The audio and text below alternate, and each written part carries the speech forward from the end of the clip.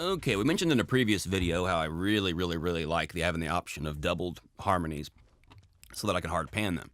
Well, we talked in probably a different video about how anything hard panned that's on just one speaker, you have to be very careful with low end. Low end comes from mono, from the center phantom thingy. And so whenever you get into the sides, it can be a little bit tricky. So anything hard pan, be skeptical of the low end. That's a big principle that I've talked about many times. The other thing is when you have a hard pan thing, and if they're stereo and more or less the same double take, by getting them extra bright, you can get them really wide. Of course, with vocals, if you go bright, then you got to be careful with sibilants. So anyway, we got a few little issues here, but let's talk about what I've got before. I've got 2 tracks with no EQ on them, or 2 harmony tracks, I mean. Hard panned, no EQ, but quite a bit of compression, about 8 to 9 decibels, in addition to whatever the hell I had on the way in. Okay, so let's listen. Didn't send you there to play. 7 foot tall, 9 foot arms. Get that water back to the farms. Okay, and that isn't terrible. For one, I think it's lacking attitude. I don't think it fits what the song's calling for sonically so much.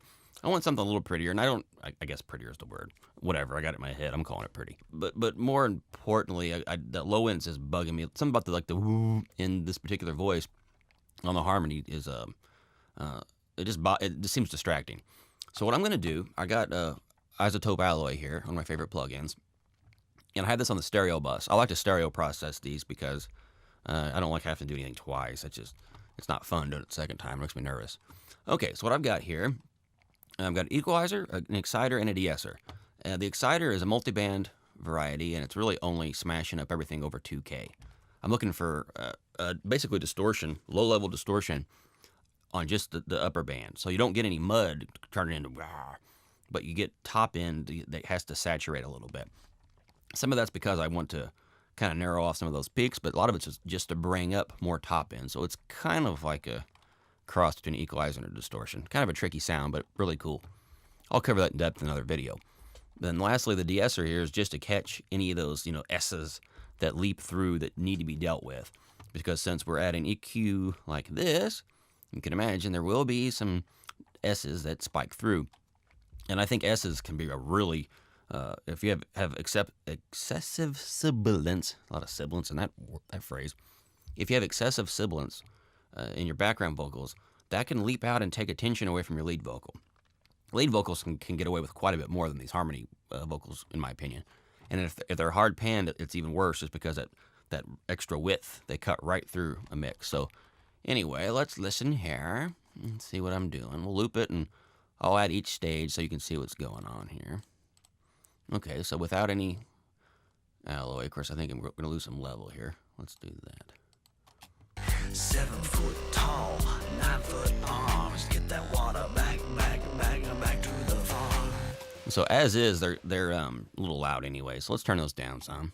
7 foot tall, 9 foot arms. Get that water back to the farm. And I could quit sustaining.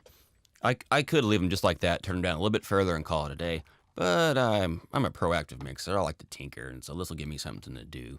The song probably doesn't even need it, but that's another story. But anyway, turn an alloy on and turn it on equalizer. So we're going to brighten this up and turn them down. Let's see what it does.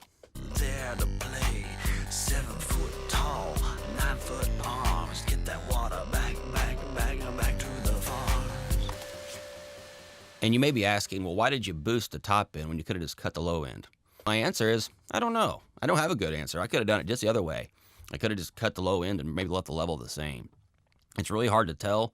You just go with your gut. But in my head, I wasn't thinking, let's kill the low end. I was thinking, we need more top end. And there's a whole bunch of myths out there about how boosting's terrible and cutting's the only way to go and this and that. And none of that really holds any water under rigid scientific testing. Ethan Weiner's book, The Audio Expert, he shows that in pretty sciencey terms. So anyway, it ain't a big deal one way or another. I just went this way because I did. End of story. There's no other logic to it, but it worked. But right now, I'm hearing other things I don't like. In particular, I'm hearing S's. So let's turn on de-esser now and listen. There to play, 7 foot tall, 9 foot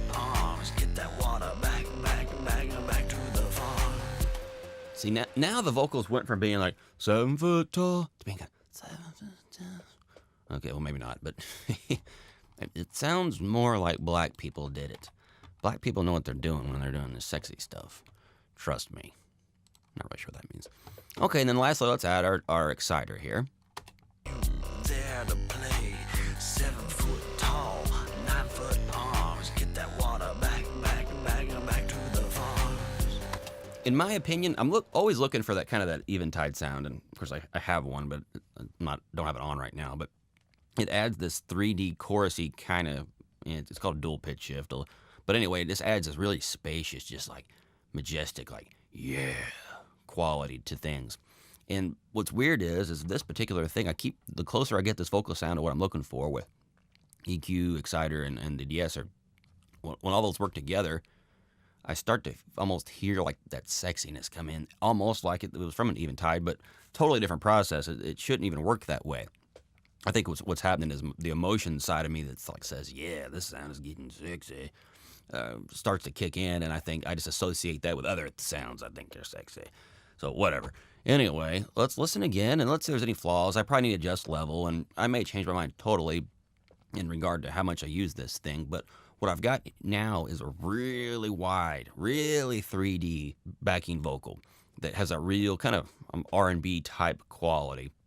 The song really isn't R&B, it's just kind of goofy synth white people crap, but we're doing it anyway, so let's listen. There to play, 7 foot tall, 9 foot arms. Get that water back to the farms. All right, so hopefully we've addressed that we can get vocals much wider sounding and much sexier sounding by yanking the low end out or just boosting the crap out of the top end and then saturating it, and then of course de-essing it to make sure none of those S's compete with the main vocal. That's probably what Beyonce does. Thanks, guys. Bye.